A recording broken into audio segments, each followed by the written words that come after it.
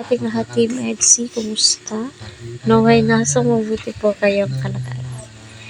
So, ayun na nga po, no, yung topic po natin ay nababasa nyo naman po mismo sa ating thumbnail at saka title. At kita nyo naman po yung reaction ni wifey nga po dito. Syempre, unang-una sa lahat, napakasarap kaya isipin, napakasarap sa puso. Yung tipong may assurance na, diba? Yung hindi lang po vlog. Kahit na hindi po sila nagko-holding hands, tingin-tingin lang, titigan, tawanan, mga salita, 100% tagos sa puso, and mararamdaman mo, totoo sila sa isa't isa, diba? Yun po yung mga nababasa ko sa kanilang mga mata, especially si Eds. The way na magsalita siya ay napaka-seryoso po niya. No, yung makukuha niya agad yung attention mo, no? At napaka-clingy, napaka-naughty po niya, same as Beyonce.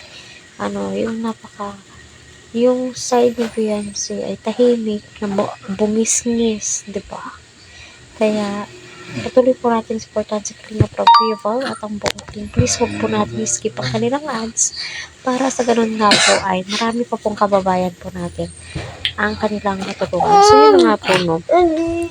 Ando na po tayo sa lahat ng efforts ni Eds ay pinapasalamatan ni Beyonce at na-appreciate niya nga po ito. Diba? Napakasarap ko yung ganun. Yung na-appreciate mo yung ginagawa ng ka-love team mo, especially ng manliligaw mo. No, parang napakagaan kaya yun sa loob. At saka yung tipong sabi nga po ni Eds na handa siyang tumigil or itigil yung ginagawa niya alang-alang kay wifey.